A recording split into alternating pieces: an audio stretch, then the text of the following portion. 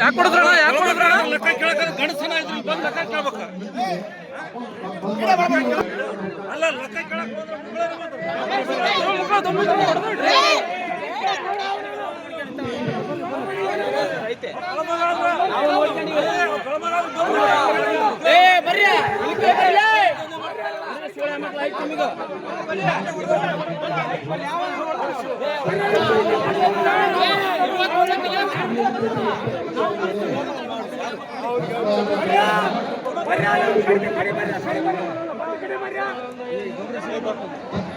ವ್ಯವಹಾರ ಮಾಡ್ತಾ ಇದೀವಿ, ಅದು ನಡೆಸ್ಕೊಂತ ಬಂದದ್ದು.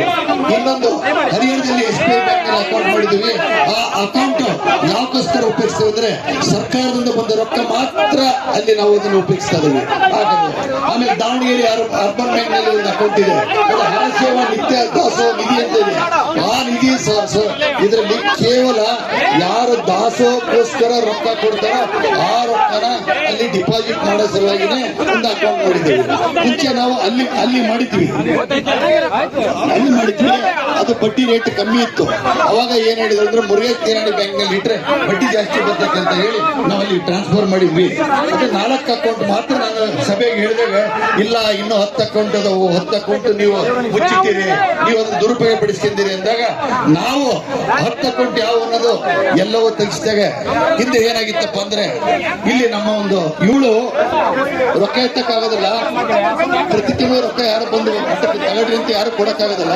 ಅದಕ್ಕೋಸ್ಕರ ಒಂದು ಏನ್ ಮಾಡ್ಬೇಕಪ್ಪ ಅಂದ್ರೆ ಅವ್ರವ್ರ ಅಕೌಂಟ್ ನಿಂದ ಒಂದು ಬ್ಯಾಂಕ್ ಅಕೌಂಟ್ ನಿಂದ ಒಂದು ಸ್ಟೇಟ್ಮೆಂಟ್ ಕೊಡಿಸ್ಬೇಕು. ಅವರು ಒಬ್ರು ಸಾಮಾನ್ಯ ನೌಕರಾದ್ರೆ ಒಂದು ತಿಂಗಳಿಗೆ 200 ರೂಪಾಯಿನೋ 300 ರೂಪಾಯಿನೋ, ಒಳ್ಳೆ ನೌಕರ ಆದ್ರೆ 500 ರೂಪಾಯಿನೋ ಅವ್ರ ಬ್ಯಾಂಕಿಗೆ ಅವರು ಅಕೌಂಟ್ ಇರೋ ಬ್ಯಾಂಕಿಗೆ ಒಂದು ಲೆಟರ್ ಕೊಡ್ತಾರೆ. ಏನಂತ ಲೆಟರ್ ಕೊಡ್ತಾರೆ, ನನಗೆ ಪ್ರತಿ ತಿಂಗಳು ಬಂದ ಸಂಬಳದಲ್ಲಿ ಈ 300 ರೂಪಾಯಿನೋ ಈ ಒಂದು ಸಮಾಜದ ಅಕೌಂಟ್ಗೆ ಟ್ರಾನ್ಸ್ಫರ್ ಮಾಡ್ರಿ ಅಂತ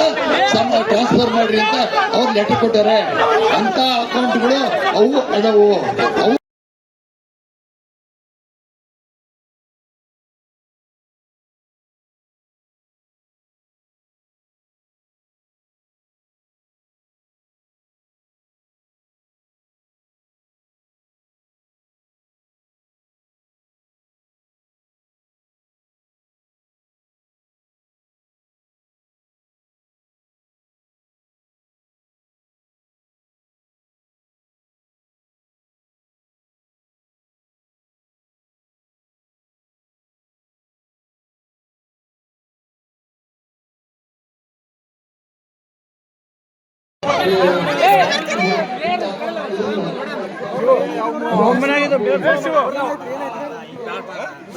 ಯಾಕೆ ಕೊಡಿದ್ರಣ ಲೆಕ್ಕ ಕೇಳಕ ಗಣಸನ ಇದ್ರಿ ಬಂದು ಲೆಕ್ಕ ಕೇಳ್ಬೇಕ